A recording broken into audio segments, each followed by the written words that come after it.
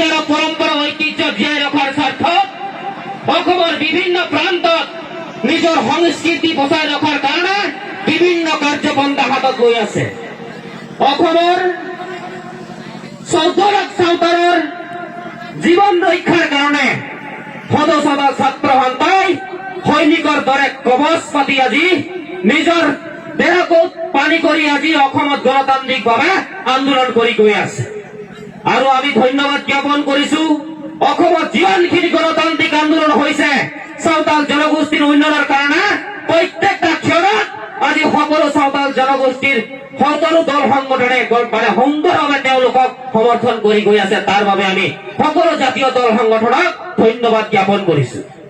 আৰু আপোনালোকে চাব এই অসমখনত এই জনগোষ্ঠীয়ে যদি জীয়াই থাকিবলগীয়া হয় সেই জনগোষ্ঠীৰ কলা সাংস্কৃতিক পৰম্পৰা ঐতিহ্য ভাষা সকলোখিনি জীয়াই থাকিব লাগিব। নহলে অনাগত দিনত কোনো জাতি জাতি হিচাপে জীয়াই থাকিব নোৱাৰিব। কেৱল চাওতালেই নহয়, অসমত যিমান সৰু বৰ জাতি জনগোষ্ঠী আছে সকলো জাতি জনগোষ্ঠী যদি জীয়াই থাকিব বিচাৰে নিজ বাক স্বাধীনতাৰ বাবে জীয়াই থাকিব যদি সুন্দৰভাৱে বিচাৰে তেনেহলে তেওঁলোকৰ কলা সংস্কৃতি পৰম্পৰা শৈক্ষিক অৰ্থনৈতিক সকলোখিনি তেওঁলোকে নিজে আজৰি আনিবলৈ জানিব লাগিব। ভাৰতীয় সংবিধানত যিমানখিনি আমাক অধিকাৰ দি থৈছে সেই অধিকাৰৰ কিন্তু আমি যিমানখিনি পাবলগীয়া আছে আজিও আমি পাবলৈ সক্ষম হোৱা নাই। আটাইতকৈ দুৰ্ভাগ্যজনক কথা কিছুদিনৰ আগত AWDC আদিবাসী ৱেলফেয়াৰ এণ্ড ডেভেলপমেণ্ট কাউন্সিলে কিছু সংখ্যক নাৰ্ছিং কাৰণে তেওঁলোকে NM পঢ়াবলৈ কিছুমান ল'ৰা ছোৱালীৰ আবেদন বিচাৰিছিল। কিন্তু আটাইতকৈ দুখনীয়া বিষয় আমাৰ ল'ৰা ছোৱালীবিলাক যেতিয়া আবেদন বিচৰা হৈছিল তেতিয়া কিন্তু তেওঁলোকৰ পাৰ্চেণ্টেজ নথকাৰ কাৰণে বহুতো ল'ৰা ছোৱালী আজিও পিছ পৰি ৰৈছিল। কেৱল চৰাইদেউত কেৱল 4টা নে 5টাহে আমি ষ্টুডেণ্ট আমি পঠাবলৈ সক্ষম হৈছো। গতিকে আমি আশা ৰাখিছো অনাগত দিনত শৈক্ষিক জগতটোক যাতে আমি শৈক্ষিক জগতটোক যাতে আমি ভালভাৱে গুৰুত্ব দিব লাগিব, নহলে ভৱিষ্যত দিনত একটা মিঠাতেল বটল কিনিবলৈ আমাৰ চিন্তনীয় বিষয় হব। হয়নে নাই কওক? হয়নে? যদি আপোনালোকে আজি সজাগ আৰু সচেতন নহয়, আপোনালোকে যেনেকৈ কষ্ট কৰিছে আমি যেনেকৈ কষ্ট কৰিছো, মোৰ আহিবলগীয়া ল'ৰাটোও কিন্তু এদিন এটা মিঠাতেলৰ নিমখ পেকেটৰ কাৰণে কিন্তু দিন হাজিৰা কৰিব লাগিব। সেইদিনাখনেই হৈ পৰিব আপোনাৰ ল'ৰাটো আজিতকৈ বৃহৎ একটা গোলাম। আজি চাওক 2003 চনৰ 22 ডিচেম্বৰ ভাৰতীয় অষ্টম অনুসূচীত চাওতাল ভাষাৰ লগত সান্তালী মৈথিলীৰ বড়ো ভাষা যেনেকৈ স্বীকৃতিপ্ৰাপ্ত হৈছিল, আজি বড়ো ভাইসকল অসমত কিমান আগবঢ়াই যাব পাৰিছে। কিন্তু সেই একেলগত স্বীকৃতি পোৱা চাওতালসকলে আজিও অসম ৰাজ্যত কিন্তু পৰাধীন নাগৰিক হিচাপে জীয়াই থাকিবলগীয়া হৈছে। কিমান লাজৰ বিষয়। আৰু সেইবাবে আমি চাওতাল ছাত্ৰ সন্থাৰ লগতে বিভিন্ন দল সংগঠনে আমি একত্ৰিত কৰি গণতান্ত্ৰিকভাৱে আন্দোলন কৰি নিজৰ প্ৰাপ্যৰ অধিকাৰৰ কাৰণে চৰকাৰ আগত উপস্থাপন সুন্দৰভাৱে কৰি আহিছো। আৰু ধন্যবাদ জ্ঞাপন কৰিছো অসম চৰকাৰক এই মঞ্চৰ পৰাই, কাৰণ তেওঁলোকে বিগত দিনত আমাৰ চাওতালী ভাষা প্ৰাথমিক পৰ্যায়ত পঢ়িব পাৰিব বুলি যি কেবিনেটত সিদ্ধান্ত কৰিছে তাক বাবে ধন্যবাদ জ্ঞাপন কৰিছো। আৰু আমি আশাও ৰাখিছো যাতে সেই কাৰ্য কৰি যাতে সোনকালে যদি নহয় তেনেহলে অসম চৰকাৰে বৃহৎভাৱে আন্দোলনৰ 14 লাখ চাওতালৰ গণতান্ত্ৰিকভাৱে আন্দোলনৰ মুখামুখি হব লাগিব। এইবাৰ চাওতাল জনগোষ্ঠীয়ে কাৰো গোলাম হিচাপে নাথাকে, স্বাধীন হিচাপে থাকিব। এইবাৰ চাওতাল জনগোষ্ঠীয়ে 14 লাখ চাওতালে সেইজনকে ভোট দিব যিজনে চাওতাল জনগোষ্ঠীৰ হকে কাম কৰিব। হয়নে? ভাৰতৰ ৰাষ্ট্ৰপতি দ্ৰৌপদী মুৰ্মু থকাৰ পিছত থকাৰ স্বত্তেও যদি চাওতাল জনগোষ্ঠী অসমত স্বাধীনভাৱে জীয়াই থাকিব নোৱাৰে, ৰাষ্ট্ৰপতিক যোৱাৰ পিছত কিন্তু পৰাধীন নাগৰিক হিচাপে গোলামৰ দৰে থাকিব লাগিব। সেইটো আমাৰ স্পষ্ট কথা। গতিকে আমি জানো ভাৰতৰ ৰাষ্ট্ৰপতি থকাৰ সময়ত আমি অসমত নিজৰ প্ৰাপ্য অধিকাৰ, নিজৰ মৌলিক অধিকাৰ, সাংবিধানিক অধিকাৰ আদায় কৰাৰ কাৰণে সকলো চুকে কোণে থকা চাওতালসকল একত্ৰিত হৈ নিজৰ ভৱিষ্যতৰ কাৰণে, জাতিটোৰ ৰক্ষাৰ কাৰণে, ভৱিষ্যত নিজৰ জাতিটোৰ লগতে নিজৰ সন্তানটোৰ ভৱিষ্যত মাটি ভেটি নিজৰ সেই ল'ৰাটোৱে যাতে ভৱিষ্যত স্বাধীন হিচাপে জীয়াই থাকিব পাৰে, নিজৰ ভেটিত যাতে নিজে ৰাজ কৰি খাব পাৰে, তাৰ বাবে আপোনালোকে সকলোৱে আমাৰ লগত সহযোগ কৰাৰ প্ৰয়োজন আছে।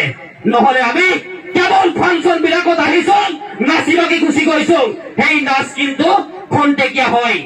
যদি আমি এজন উচ্চ পদস্থ বিষয়া বনাব পাৰো আপোনালোকৰ ঘৰখনত আপুনি সদায় নাচিব পাৰিব, সদায় ফূৰ্তি কৰিব পাৰিব, সদায় হাঁহি থাকিব পাৰিব। এদিন নহয় চিৰদিন হাঁহিবলৈ আমি চেষ্টা কৰিম। সেইদিনাখনে হ'ব অসমখনত আমি সুন্দৰভাৱে জীয়াই থাকিব পাৰিম। আমি কেৱল কথাৰে ক'লে নহ'ব। আমি যে ৫,০০০ বছৰ পৰা আজি যে অসমত জীয়াই আছো বুলি ক'লে নহ'ব। সেই ইতিহাস লিখিবৰ পৰা ল'ৰা ছোৱালী আমি কিন্তু অসমখনত জন্ম দিব লাগিব। কথিত ভাষা থাকিলে নহ'ব।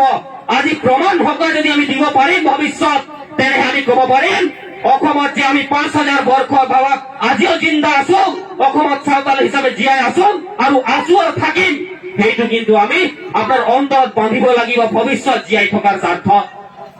ওরাকার অন্তে সালাম চাওতাকো দেহর তাহিন না যে আলিয়া নিজেরা জাত পঞ্চবস্তির নিজেরা সংস্কৃতি পঞ্চবস্তির তেলাবন কুরুমুটু এবং আসাম দিসমরে আর যদি প্রয়োজন হই গণতান্ত্রিক আন্দোলন করা হবন যত আসাম সরকার আলিয়া নিজেরা সাংবিধানিক অধিকার পাবো এবং তত্ত্বক নিজেরা আন্দোলন গণতান্ত্রিক ভাবে অভিন্ন তাহে না নোয়াকে দেহর তাহেন না যে আসাম দিসমরে গিরাবাই শিকার সান্তাল কুয়া নিজেরা ভবিষ্যৎ চেক লেখা সুরক্ষা হইয়া নিজেরা আইডেন্টি চেক লেখা ক্লিয়ারিফিকেশন হইয়া যত কিন্তু সংকটজনক অৱস্থাৰে না। সেই কাৰণে আমি আশা কৰিছো আজিৰ উজনি অসমৰ চাওতাল সকলে সঁচাকৈ বহুত শান্তি সম্প্ৰীতিৰে জীয়াই থাকিব পাৰিছো। যিসকল বিটিচিত জীয়াই আছে, যিসকল টেৰিটৰি কাউন্সিল স্বায়ত্ব শাসিত পৰিষদ অঞ্চলত জীয়াই আছে, যিসকল কাৰ্বি আংলঙত জীয়াই আছে, সেইসকল চাওতালে আজিও বুজি পায় কিমান গুলামৰ দৰে থাকিবলগীয়া হয়। যেতিয়াই 1996 চনত কুস্তি সংঘৰ্ষ বিকশিত হৈছিল, হাজাৰ হাজাৰ চাওতাল আজি নিহত হৈছিল। সেই প্ৰাণৰ ভাবুকি যি কৰিছিল তেওঁলোকে যিমানখিনি মৰিবলগীয়া হৈছিল, তাৰ বিনিময়ত তেওঁলোকে আজিও সেই যে গণতান্ত্ৰিক আন্দোলন জাতি বচাও, মাটি বচাও, বেটি বচাও আজিও তেওঁলোকে বুজি পায়। যেতিয়াই তেওঁলোকে কোনো এটা অনুষ্ঠানত ওলাই যায়, হাজাৰ হাজাৰ ৰাইজে একত্ৰিতকৰণ হৈ ওলাই যায়। যেতিয়া আমি মিটিং মাৰিবলৈ যাওঁ সেই অঞ্চলত সঁচাকৈ আমি শংকিত হওঁ। সেই পৰিস্থিতি যাতে অনাগত দিনত উজনি অসমত নহয়, নহলে ভৱিষ্যত দিনত এই জাতিটোক নিক্ষেপ কৰাৰ কাৰণে, এই জাতিটোৰ নামাকৰণ সলনি কৰাৰ কাৰণে, এই জনগোষ্ঠীটোৰ কৃষ্টি সংস্কৃতি বৰবাদ কৰাৰ কাৰণে কিন্তু একচালে কিন্তু উঠিবলৈ লাগি আছে। অনাগত দিনত জাতিটোৰ সুৰক্ষাৰ স্বাৰ্থত আপোনালোকৰ ভৱিষ্যত ল'ৰাটোৰ জন্ম পাবলগীয়া ল'ৰাটোৰ জন্ম পাবলগীয়া ল'ৰাটোৰ ভৱিষ্যতৰ নৱপ্ৰজন্মৰ আহিবলগীয়া জীৱনটো কেনেকে হ'ব তাৰ বাবে আপোনালোকে নিজেই সজাগ আৰু সচেতন হোৱাৰ প্ৰয়োজনীয়তা আছে। আমি কেৱল ভাষণ দি গুচি যাওঁ। আমিও কি এইটো বুজিব নোৱাৰো যে আজিৰ দিনত আপোনালোকে আমাৰ ভাষণৰ মৌলিক যিবিলাক সঁচাকৈ যোগাত্মক কথা কিমান সুন্দৰভাৱে আপোনালোকে গ্ৰহণ কৰিব পাৰিছে। যদি ভাবে আপোনালোকে সঁচাকৈ আজি ভাষণ প্ৰয়োজনীয়তা আছে, তেনেহলে মই ভাবো এই সংগ্ৰাম এদিন আমি জয়ী হম। মই এই মঞ্চখনত থিয় হোৱাৰ আগত মই নিজে কওঁ, যোনদিনাখন মই কলেজ গৈছিলো সেইদিনাখনে মই সংগঠন বেয়া পাইছিলো, আৰু যোনদিনাখন চাকুৰৰ জীৱনত যাবলগীয়া হৈছিল সেইদিনাখনৰ পৰাই মই সংগ্ৰাম আৰম্ভ কৰিব ধৰিছিলো। কাৰণ আজি যিমানখিনি চৰকাৰ আহিছিল বিগত দিনত কেৱল দুৰ্নীতি দুৰ্নীতি দুৰ্নীতি কৰি আহিছিল, আজিও কিন্তু সম্পূৰ্ণ নিকা হৈছে সেইটো আমি ক'ব নোৱাৰো। গতিকে মই আশা ৰাখিছো আমি অৰ্থনৈতিকভাৱে পিছ পৰি আছো, সামাজিকভাৱে পিছ পৰি আছো, শৈক্ষিকভাৱে পিছ পৰি আছো। সকলো পিছপৰা যদি থাকো তেনেহলে কোনটো জীৱনত আমি আগবাঢ়ি যাব পাৰিম? গতিকে আমি সকলো দিশত আগবাঢ়ি যাব লাগিব। কেৱল যে ল'ৰাটোৱে স্কুল এৰিলে, কেৱল যে ছোৱালীজনী স্কুল এৰিলে, কেৱল পাতৰ ঝৰাটো দি পিনে বা ডবল কোৰটো কলম কটাইটো লৈ পিনে যে তেওঁক পঠাই দিব লাগে বাগান বা ডবল কোৰ মাৰি পৰিলে সেইটো নহয়। সেই ল'ৰাজনো কিন্তু নতুন কিবা জীৱন আৰম্ভ কৰিব পাৰে, হয়নে? কোনো মানুহ কিন্তু আজি অজ্ঞানী নহয়। আপুনি ভাবি চাওক, যিজন গৃহতে যিজন গাৰ্জেন আজি শিক্ষিত নহব পাৰে, সেইজন গাৰ্জেনটো এসাঁজ কিন্তু নোখোৱাকৈ কোনোদিন নাই। সদায় তেওঁৰ মুঠিৰ ভাতটো নিজৰ পাবলগীয়া সম্পদ গোটেই পৰিয়ালটোক সুন্দৰভাৱে পৰিচালনা কৰি আছে।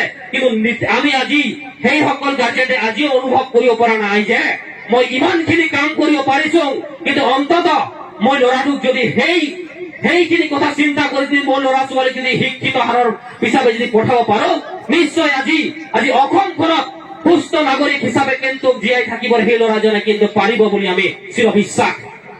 আজি চাওক, অসমত বিভিন্ন জাতি জনগোষ্ঠীৰ এক মিলন ভূমি।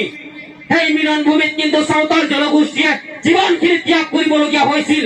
আজি ত্যাগ কৰি কামৰূপ নামাকৰণ ত্যাগ কৰিল, প্ৰাগজ্যোতিষপুৰৰ নামাকৰণ ত্যাগ কৰিও আজি অসমখনত যে সকলো জাতি জনগোষ্ঠীৰ মিলন ভূমি বুলি অসমীয়া জাতিক গঠন প্ৰক্ৰিয়া হল, তাত সাঁওতাল জনগোষ্ঠীৰ যিমানখিনি ত্যাগ কৰিলে আজিও চৰকাৰ বিলাকে সেই ত্যাগৰ বিনিময়ত সাঁওতাল জনগোষ্ঠীক দিবলৈ সক্ষম হোৱা নাই।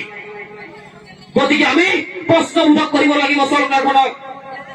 যাৰ ভোক লাগিছে সি কব লাগিব মোৰ ভোক লাগিছে। চুকত বহি থাকিলে চৰকাৰখনে গম নাপাব কাৰ ভোক লাগিছে।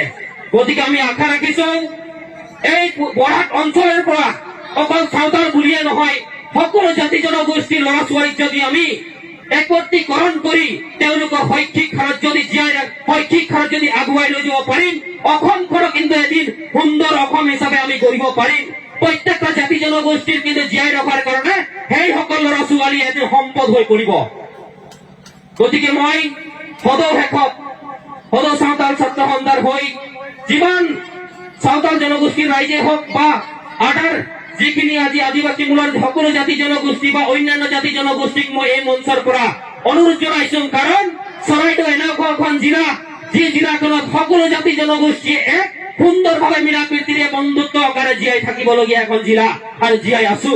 গতিকে মই আশা ৰাখিছো এইখন অসমত চৰাইদেউ জিলা এখন খুব সুন্দৰ জিলা আৰু সেই জিলাৰ পৰা যাতে অনাগত দিনত শৈক্ষিক হাৰ যাতে আমি জীয়াই ৰাখিব পাৰিম, শৈক্ষিক হাৰটো যাতে আগুৱাই লৈ যায়, অসমত ভৱিষ্যত অসমীয়া জাতিটোক শক্তিশালী কৰিব পৰাৰ লগতে সকলো জাতি জনগোষ্ঠীক যাতে শক্তিশালী কৰি অসমখনত যাতে ভাৰতবৰ্ষৰ এক সুন্দৰ ৰাজ্য হিচাপে যাতে সকলোৱে গঢ়াৰ লগতে নিজৰ ল'ৰা ছোৱালীক যাতে আমি ভৱিষ্যত সুৰক্ষাৰ স্বাৰ্থত নিজৰ ল'ৰা ছোৱালীক যাতে নিজৰ ভৰিত থিয় হ'বৰ কাৰণে আমি নিজে শিকাব পাৰিম।